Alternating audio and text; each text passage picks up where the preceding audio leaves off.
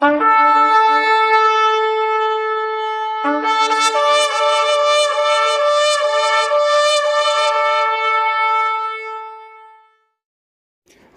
இயேசு கிறிஸ்துவின் நாமம் மகிமைப்படுவதாக. இந்த நாளிலும் கூட நாம் கர்த்தருடைய வார்த்தையாய் தியானிக்கப் போகிறதான தலைப்பு take my yoke upon you.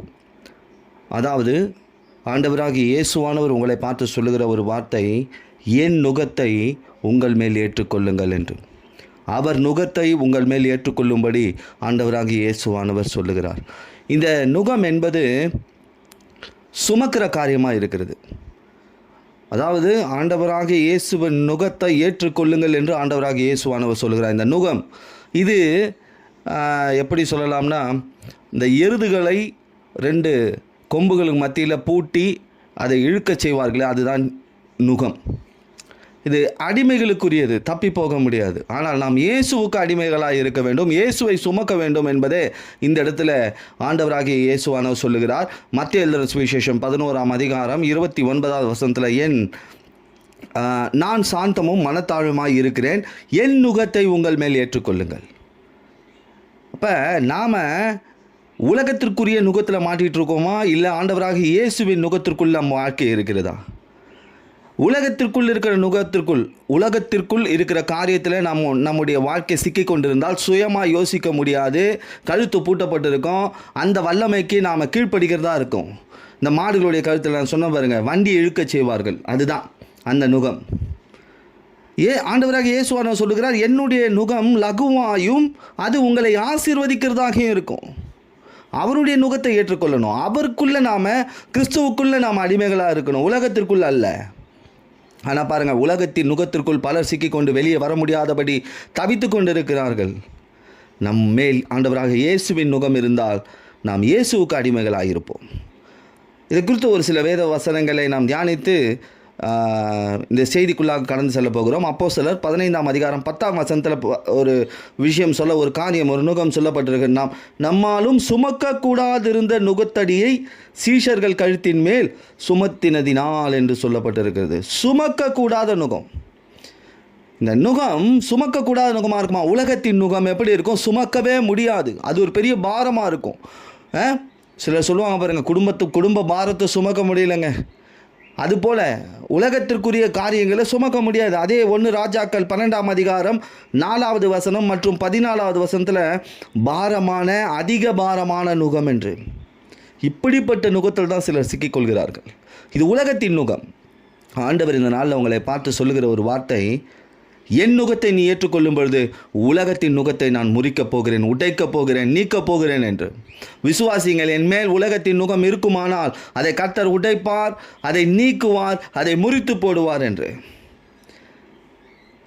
ஒரு வசனத்தை வாசிப்போம். உபாகமம் 28ஆம் அதிகாரம் 47-48 வசனங்களை, கர்த்தரை சேவியாமற் போனது நிமித்தம் குறைவு, பட்டினி, தாகம், நான் சுருக்கமாக வாசித்து கொண்டு இருக்கிறேன்,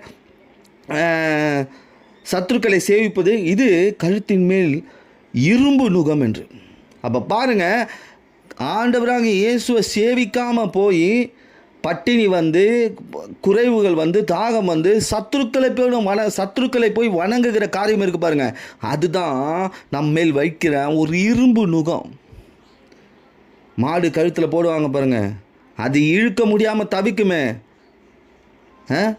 அதே போல தான் பிசாசு அநேக நுகத்தை கொண்டு வந்து நம்ம கழுத்தில் வச்சுருவான். பாரம், வியாதி, சாபம், தரித்திரம், காரிய தடை, நெருக்கடிகள், மனக்கவலை போன்ற பாரத்தை நம்ம மேலே வைக்க முயற்சி செய்வான்.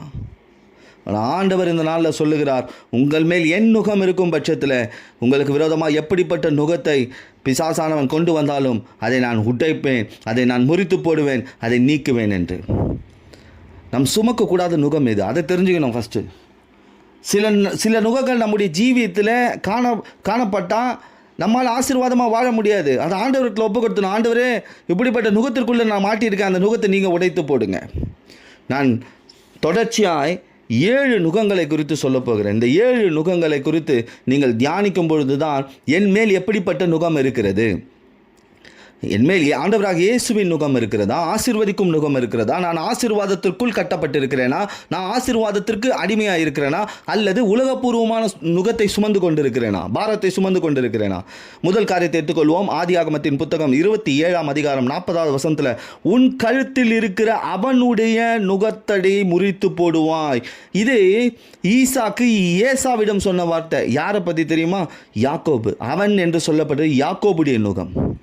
யாக்கோபுடைய நுகம் என்றால் ஏமாற்றுகிற குணம். இந்த நுகம் நம்ம மேலே வந்தால் ஏமாற்றுகளாக மாறிடுவோம். யாக்கோபு தட்டி வீழ்த்துகிறவன், ஏமாற்றி வாழ்கிறவன்.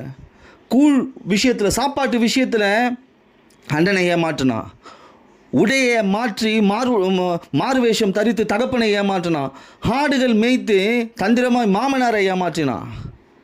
இவன் எல்லாவற்றையும் ஏமாற்றினான். ஆனால் கடைசியில் திருமண காரியத்தில் இவன் ஏமாந்து போனான் பாருங்க. திருமண காரியத்தில் இவன் விருப்பப்பட்ட பொண்ணு வேறு, ஆனால் இரவு நேரத்தில் வேறொரு பெண்ணை கொண்டு வந்து திருமணம் பண்ணி வச்சாங்க. நம்ம ஏமாற்றுற நுகம் நமக்குள்ளே இருக்கக்கூடாது. அப்படி நம்ம யாராவது ஏமாற்றினால் அந்த நுகத்தையும் கர்த்தர் உடைப்பார். விசுவாசிகளான பிறகு, ஆண்டவராக இயேசு ஏற்றுக்கொண்ட பிறகு, போராட்டங்கள் பிரச்சனைகள் வந்த பிறகு விழுந்து அழுது ஜபிப்பது, பிறகு ஜப ஜீவித்தை விட்டுறது. கர்த்தருக்கு உற்சாகமாக கொடுப்பது, பிறகு ஏமாற்றுவது. இதுதான் ஏமாற்றும் யாக்கோபின் நுகம். நாம் யாரை ஏமாற்றிக்கோ, நாம் ஆண்டவரை ஏமாற்றோம், திருச்சபை ஏமாற்றோம்னா நம்ம மேலே யாக்கோபின் நுகம் இருக்குது. இன்றைக்கி அப்படிப்பட்ட நுகம் என் மேல் இருந்தால் நான் ஆண்டவரிடத்தில் ஒப்பு கொடுக்கணும். ஆண்டவரே, என் நுகத்தை நீங்கள் உடைத்து போடுங்கள். எனக்குள்ளே ஏமாற்றுகிற காரியம் இருக்கக்கூடாது. என்னை யாராவது, அப்படி நான் கிறிஸ்துவுக்குள் இருந்து என்னை யாராவது ஏமாற்ற வேண்டும் என்று நினைத்தால் அவர்களையும் கர்த்தர் முறித்து போடுவார், உடைத்து போடுவார், நசுக்கி போடுவார். அப்போ முதலாவது நுகம் நமக்குள்ளே எந்த நுகம் இருக்கக்கூடாது? இந்த யாக்கோபுடைய நுகம், ஏமாற்றுகிற நுகம் இருக்கக்கூடாது. இது ஒரு பாரம், இது பிசாசின் தந்திரம். ரெண்டாவது பாருங்கள், லேவியராகமம் 26ஆம் அதிகாரம் 13வது வசனம், நீங்கள் எகிப்திலிருந்து அடிமைகளாக இராதபடிக்கு நான் அவர்கள் தேசத்திலிருந்து உங்களை புறப்பட பண்ணி உங்கள் நுகத்தடிகளை முறித்து உங்களை நிமிர்ந்து நடக்க பண்ணின உங்கள் தேவனாகிய கர்த்தர். பாருங்கள், எகிப்திலிருந்து புறப்பட பண்ணினாரா? எப்படி? நுகத்தை முறித்து. இது யாருடைய நுகம்? இது எகிப்தினுடைய நுகம். ஆண்டவர் சொல்கிறா, எகிப்தினுடைய நுகத்தை முறித்து உன்னை வெளியே கொண்டு வந்த, மறுபடியுமா நீ எகிப்தின் நுகத்திற்குள்ளே போய் மாட்டிக்காத. இந்த எகிப்தில் பார்வோன் இஸ்ரவேல் ஜனங்களை கொடுமைப்படுத்தினான். சவுக்குனால் அடித்து வேலை வாங்குவான். பகல் முழுவதும் செங்கல் இருக்கிற வேலை, அதை செய்யணும். கூலி கொடுக்க மாட்டான், வைக்கோலை கொடுப்பான். அதை விற்று பணமாக்க வேணும், அதை வச்சு சாப்பிட்ணும். இதுதான் எகிப்தின் நுகம் என்றால் கொடுமைப்படுத்துவது. வீட்டில் கணவன் மனைவியை கொடுமைப்படுத்துவது, மனைவி கணவனை கொடுமைப்படுத்துவது, இருவரும் சேர்ந்து பிள்ளைகளை கொடுமைப்படுத்துவது. எகிப்தின் நுகம் கொடுமைப்படுத்துவது. மற்றவர்களை கொடுமைப்படுத்த வேண்டும் என்ற நுகம் உங்கள் மேல் இருந்தால் அது உங்கள் வாழ்க்கையில் இரும்பு நுகமாய் ஒரு நாள் மாறிவிடும். உங்களை ஒருவர் கொடுமைப்படுத்தினால் அந்த நுகத்தையும் கர்த்தர் முறித்து போடுவார், உடைத்து போடுவார். இந்த நுகத்துக்குள்ளே நாம் போகக்கூடாது. முதலாவது சொன்னேன், ஏமாற்றுகிற நுகம். ரெண்டாவது கொடுமைப்படுத்துகிற நுகம். இது இருக்கக்கூடாது நம்ம வாழ்க்கையில். மூன்றாவது, ஏசாயாவின் புத்தகம் 14ஆம் அதிகாரம் 25ஆம் வசனத்தை வாசிப்போம். அசிரியனை என் தேசத்திலே முறித்து என் மலைகளின் மேல் அவனை மிதித்து போடுவேன். அப்பொழுது அவனுடைய நுகம் அவர்கள் மேலிருந்து விலகி அவனுடைய சுமை அவர்கள் தோளிலிருந்து நீங்கும். அசிரியனுடைய நுகம். அசிரியனுடைய நுகத்தை நான் முறிப்பேன் ஆண்டவர் சொல்கிறாரு. அசிரியன் என்றால் வேதாகமத்தில் அதற்கான அர்த்தம் என்றால் சமபூமி. சமபூமியின் நுகம் மீனிங் என்னென்னா சமபூமியில் வாழ்பவன். இது இன்னும் உங்களுக்கு விளக்கம் அதிகமாக சொல்கிறேன் பாருங்கள். லோத்திடம் கர்த்தர் சொல்கிறார், சமபூமியில் நிற்காத, மலைக்கு ஓடிப்போன்னு சொல்கிறார். ஆனால் அவன் போகாததுனால என்ன பண்ணான்? தன் மகள்களோடு தவறு செய்து பாவம் செய்தான். அப்போ அசிரியனுடைய நுகம் என்ன? பாவத்தை சுமப்பதை காண்பிக்கிறது. பாவம் ஒரு நுகம். அந்த நுகத்தை நாம் முறிக்கணும். அந்த நுகத்தை முறிக்க முடியல, கர்த்தரிடத்தில் ஒப்பு கொடுத்து கர்த்தருடைய வார்த்தைக்கு கீழ்ப்படியலாம் இந்த நுகம் வந்துடும்.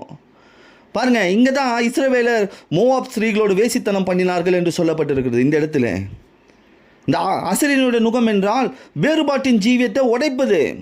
நம்ம கிறிஸ்துவுக்குள் வேறு பிரிக்கப்பட்டவர்கள். இந்த நுகம் இருந்தால் நாம் பாவத்தை தேடி போக வேண்டியதில்லை, பாவம் நம்மளை தேடி வந்துடும்.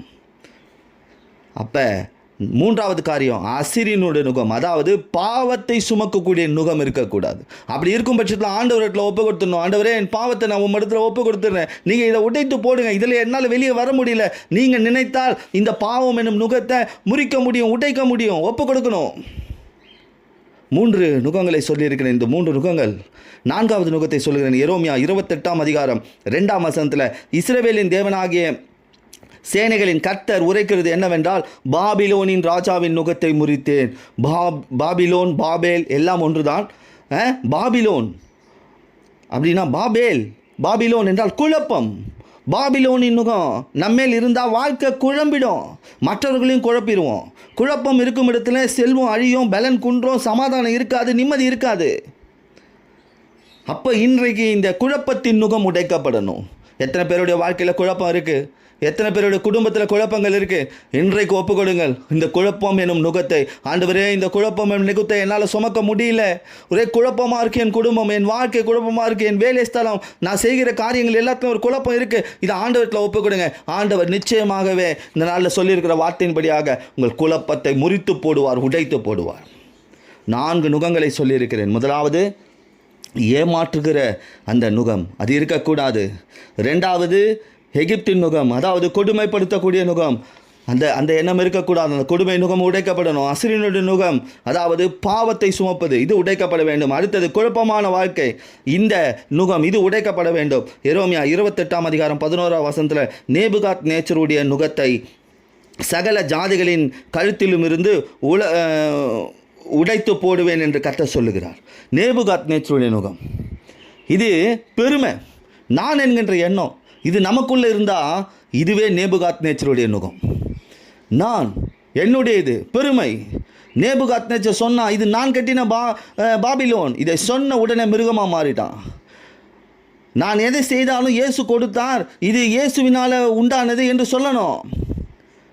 இயேசுவின் பின்ன பாருங்கள், 12 சீஷர்கள் இருந்தாங்க, அவரை பின்பற்றினார்கள். ஆனால் இவர்களுக்குள் யார் முதன்மையாக இருக்கணும், பெரியவர்களாக இருக்கணுன்ற எண்ணம் இருந்தது.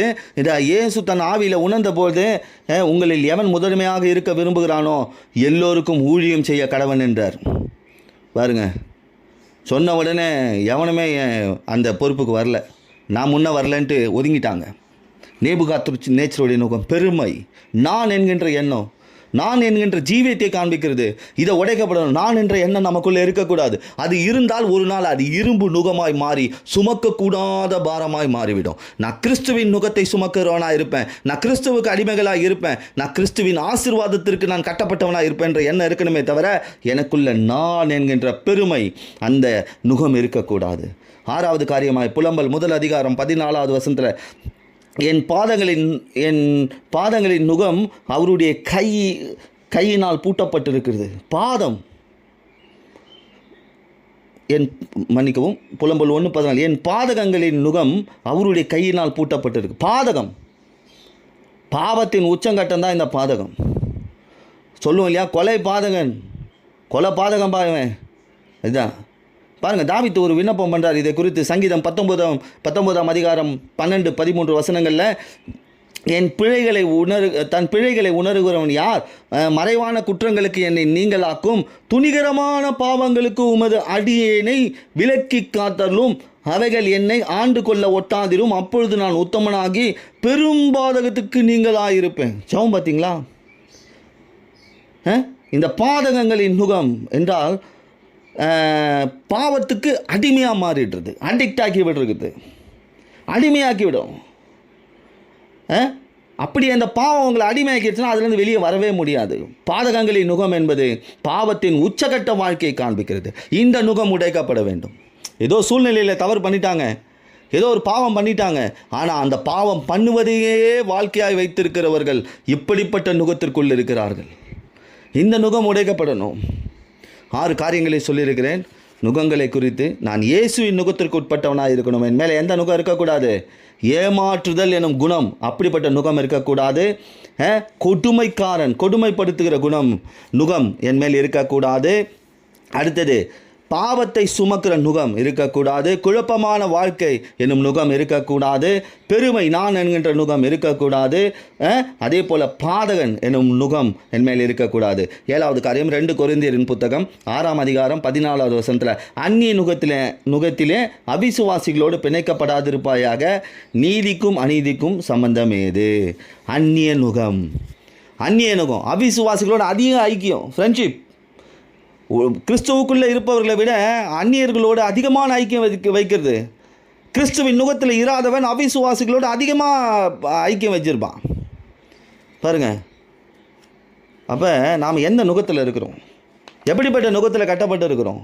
ஆண்டவராகிய இயேசுவின் நுகத்தில் இருக்கிறோமா, இல்லைன்னா அந்நிய நுகத்தோடு கட்டப்பட்டு இருக்கிறோமா? என்றைக்குமே அந்நிய நுகம் நமக்கு ஒரு காலத்தில் அது இரும்பு பாரமாய் மாறிடும், சுமக்கக்கூடாத பாரமாய் மாறிவிடும். கலாத்தியர் 5ஆம் அதிகாரம் 1 வசனத்தில், ஆனபடினால் நீங்கள் மறுபடியும் அடிமைத்தனத்தின் நுகத்திற்குட்படாமல் கிறிஸ்து நமக்கு உண்டாக்கின சுயாதீனத்திலே நிலை கொண்டிருங்கள் என்று சொல்லப்பட்டு, இது அடிமைத்தன நுகம். உலக கலாச்சாரம், உலக வழிபாடுகள், நல்ல நேரம் கெட்ட நேரம், நாள் கிழமை பார்க்கறது, இதுதான் அடிமைத்தனத்தின் நுகம். கிழக்கு மேற்கு பார்ப்பாங்க, வாஸ்து பார்ப்பாங்க, இது அடிமைத்தனத்தின் நுகம். இந்த நுகம் உடைக்கப்பட வேண்டும், இந்த நுகம் அவிழ்க்கப்பட வேண்டும். ஆண்டவர் இந்த நாளில் உங்கள் மத்தியில் ஒரு வார்த்தையை சொல்லியிருக்கிறார். என் நுகத்தை ஏற்றுக்கொள்ளுங்கள், உலக நுகத்தை அல்ல, என் நுகத்தை ஏற்றுக்கொள்ளுங்கள், அது உங்களை ஆசீர்வதிக்கும். ஏசாயா 9ஆம் அதிகாரம் 4வது வசனத்தில் நான் சொன்ன பாருங்கள், தேவையில்லாத நுகங்கள் உங்கள் வாழ்க்கையில் இருக்கும் பட்சத்தில் அது ஆண்டவர்கிட்ட ஒப்பு கொடுங்கள். இந்த நாளில் ஆண்டவர் பேசுகிற ஒரு வார்த்தை, ஏசாயா 9ஆம் அதிகாரம் 4ஆம் வசனத்தில், நுகத்தை முறிப்பேன் என்று சொல்லுகிறார். அதே ஏசாயா 58ஆம் அதிகாரம் 6ஆம் வசனத்தில், நுகத்தை உடைத்து போடுவேன் என்று கர்த்தர் சொல்லுகிறார். அதே ஏசாயா 14ஆம் அதிகாரம் 25ஆம் வசனத்தில், நுகத்தை விலக்குவேன் என்று கர்த்தர் சொல்லியிருக்கிறார். ஆண்டவரிடத்தில் ஒப்பு கொடுங்கள். ஆண்டவரே, என் நுகத்தை நீங்கள் முறித்து போடுங்கள், உடைத்து போடுங்கள், விலக்கி போடுங்கள். நான் இனி கிறிஸ்துவின் நுகத்தில் கட்டப்பட்டவனாய், கிறிஸ்துவுக்குள் இருப்பவனாய், கிறிஸ்துவுக்கு அடிமையாய், அவரை சுமப்பவனாய், ஆசீர்வாதத்திற்குட்பட்டவனாய் வாழ்வேன் என்று ஒப்புக்கொடுங்கள். நிச்சயமாகவே கர்த்தர் உங்கள் நுகத்தை முறித்து போடுவார், உடைத்து போடுவார். அதே போல் உங்கள் நுகத்தை விலக்கி விடுவார் உங்களை விட்டு. இந்த நுகம், ஆண்டவராக இயேசுவின் நுகத்தை உங்கள் மேல் ஏற்றுக்கொள்ளுங்கள், அது உங்களை ஆசீர்வதிக்கும். Take my yoke upon you என்கின்ற கர்த்தருடைய வார்த்தையை நீங்கள் இந்த நாளில் தியானித்திருக்கிறீர்கள். நிச்சயமாகவே இது உங்களுக்கு ஒரு பெரிய ஆசீர்வாதமாக இருக்கும் என்று நான் விசுவாசிக்கிறேன். கர்த்தர் உங்களையும் உங்கள் குடும்பத்தையும் உயர்த்தி ஆசீர்வதிப்பாராக. ஆமென்.